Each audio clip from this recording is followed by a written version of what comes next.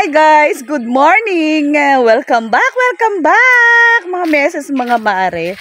Ayun, ngayong umaga kami ay naglalakad mag-asawa at manghihingi kami ng katmon sa kapitbahay. At kami magsisigang po kami ng tulingan. At nandito yung aking anak na dalaga. Tara guys, samahan niyo po kami. Yung aking asawa, nauna kami po dito nagsuot sa sasasahan ni Ate Pe, sa niyugan. Pahingi kaming katmon. Ay, ganyan po dito ang buhay. Sabi nga po mahihingi lahat. Oh, may katmon, pang-asim. Ate, sinabi ko na kay Gio, sinabi ko na kita si Gioan. Ay, awon, pwede dito ko mga hingi ng sili. Yan ang along kaulam na yun, wow. Pag-aalam pala yun, ha? Kaya, Pe, si Pinsang alam pala ay may spray na ginagamit. Oh. Nag-spray na. Hirap pala. Ay, tayo. Alak lang ako laang. Salamat, Ate Pe. Bye-bye. Sa aking asawa ay hubad at sobrang init. Kami pauwi na. Nakahingi na kami ng katmon na pang-asim sa sinigang na tulingan sa kasili. Hindi po baga. May pinakahingi na ng katmon, ha? Oh, katmon, oh. Abay, tingnan mo naman itong mga aso natin, mga anak natin na nagsunog, pati pusa. Pati pusa nagsunod, iya. Napakabalas, napakainit. Kaya po kami ganito ang katsura, ang mga kadamitan. Abay, hindi naman pusa natin. Pati naman yung pusa, oh. Mga Kasanat pati mga pusa at saka asaw. Iya.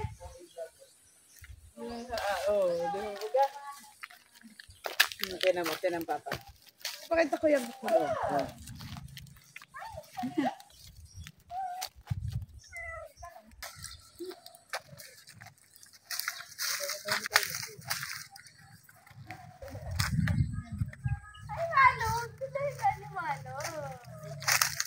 Akunti naman ang talubos dito, dato sa harap.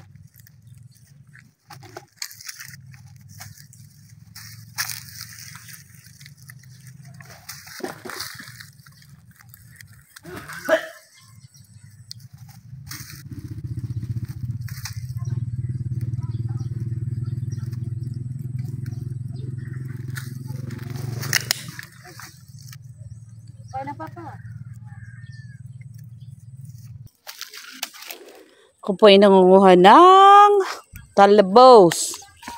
Oh, ipubaga yung pang-asim sa sinigang ay hindi na binili.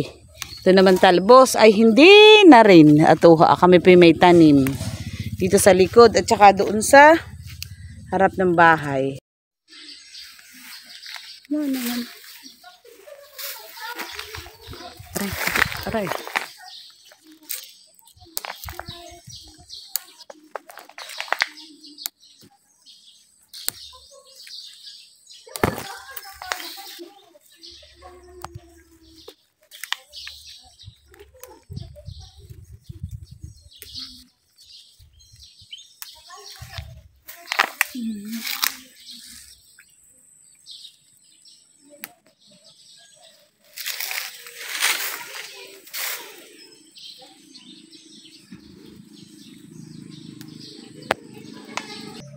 So, ayan guys, ako po yung nakakuha na ng malunggay, talbos ng kamote, at saka pang-asim na katmon. Oh, may sili pa.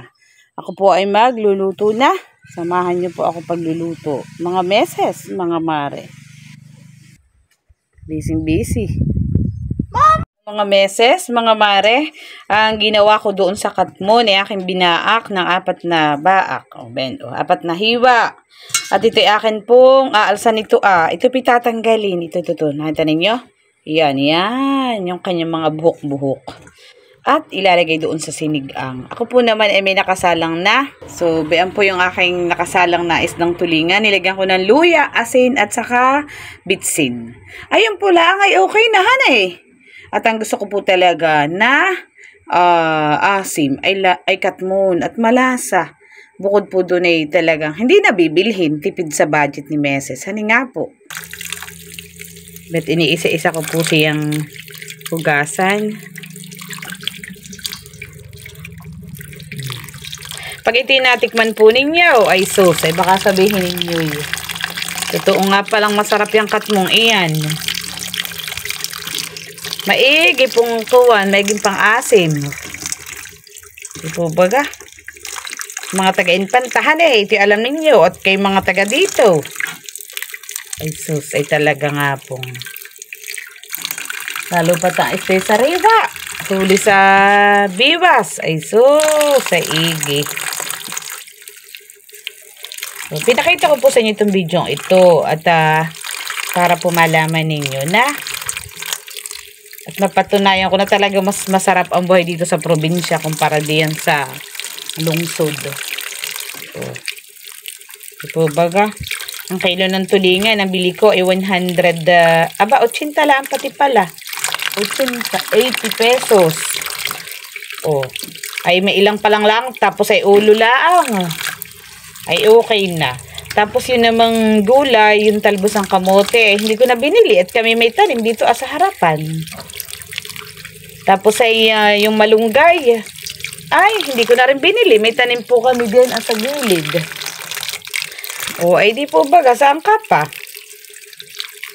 Ayos na ayos, eh.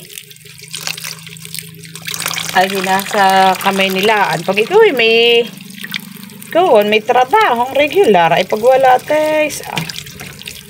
Ay, dito sa Infante, o kagaya ko, hindi ako makatrabaho ngayon. At ako ay tumaas nga po yung BP, hindi ako hindi makatrabaho. O, kung sa Maynila, ito baka kami dilat ng matahan, Ay, dito ilang pa lang na tulingan. Ay, yung pang-asim, may di na binili. Yung gulay. Mga mesas, mga mare, luto na po. Tayo po'y kakain na. Lalagyan natin ng sili. Aking dudurugin. Ay sa igay. Mapapakagutan naman ng kain pero hindi. Diet po tayo ngayon. Puro gulay. O, kung nakikita ninyo guys, ayan. Puro gulay. Si Meses. Hala, sige po, kain po tayo. Mga Meses, mga mare. Bye-bye.